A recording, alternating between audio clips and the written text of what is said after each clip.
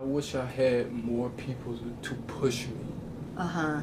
Since I've been here, I only been. It's every so often that somebody will push me, but then when they push me, they'll fall off or drop off me, and see if I can do it on my own.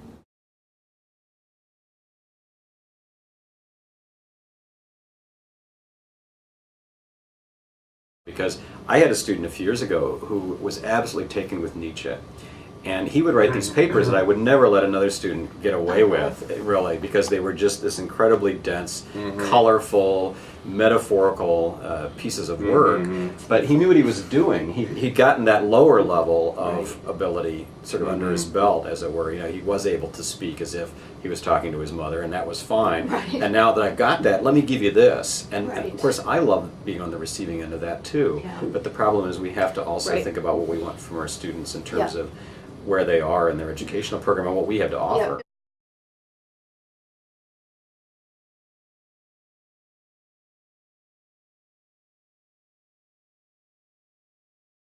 She does push you like really hard to be, I guess, the best writer you could be, and some people found that annoying, but I loved it because I think I'm a good writer, and I don't usually get many comments back on my papers or anything. So, like for her to find stuff that I could improve on was actually kind of She refreshing. filled them up.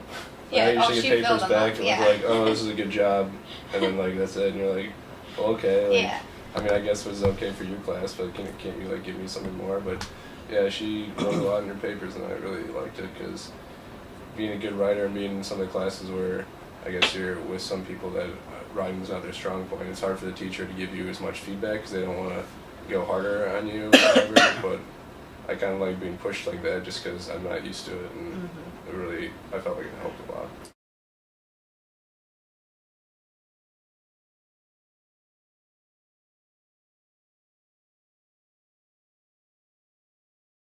I think Paula I does feel like that. I spend most of my time just trying to help them understand what they're reading.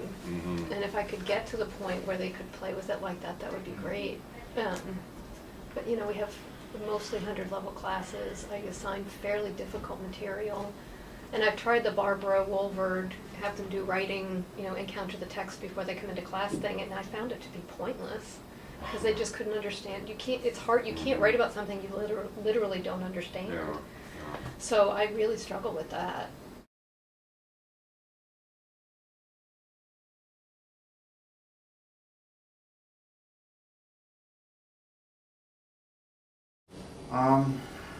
I guess just doing the best I can and reading, you know, as much as I could and going over it over and over till I finally get it, and that kind of helps in that. I don't know if students can learn to write without reading good writing. You know, I think first you have to be a reader, and the decline of reading, I think, is a major problem among students.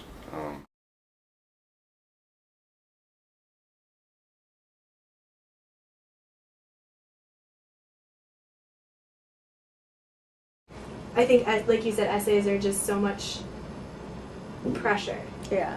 to meet page requirements and to say new things.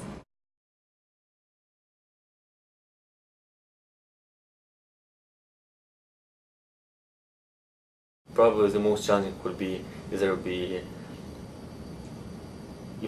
be like more than like, let's say 5-6 pages, and it's something we would have to like be like creative. Okay. That's where, like I said before, like if some specific task given to me and then like to write, or like what to write about, and then like research it, I'm pretty comfortable with that. Okay.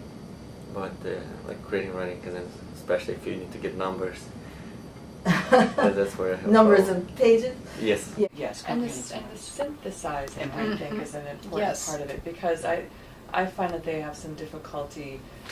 They can report, although they have, I agree with you, they have difficulty removing their own ideas from it.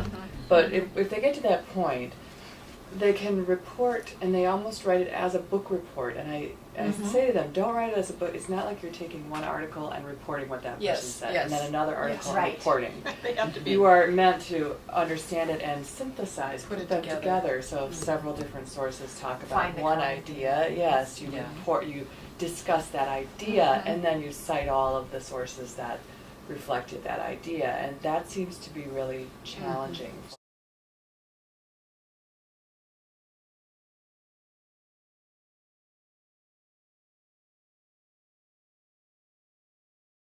We always say think before you speak. Like that's what writing basically is. You're thinking about it, and you're not saying it.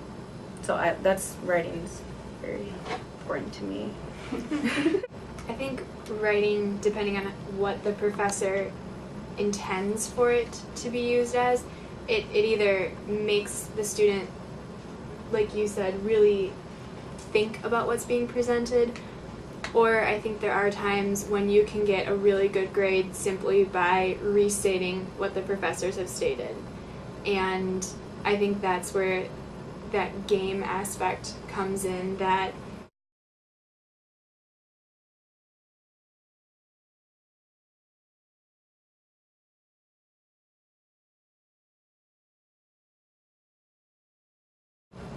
if you can get credit and be appreciated for saying what you want to say, which I think is the synthesizing. It's like an internal dialogue or a discussion that I think regurgitating doesn't.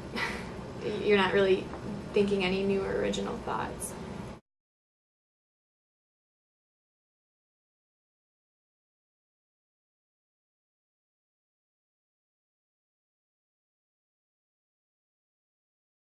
And I think regurgitating tends to happen on exams, and I think that's how people tend to grade, because it's such an easy thing to do. There is a right answer, there is a conclusion, but I don't think that my ability to simply memorize an answer shows that I understand the answer that I'm even presenting to you back.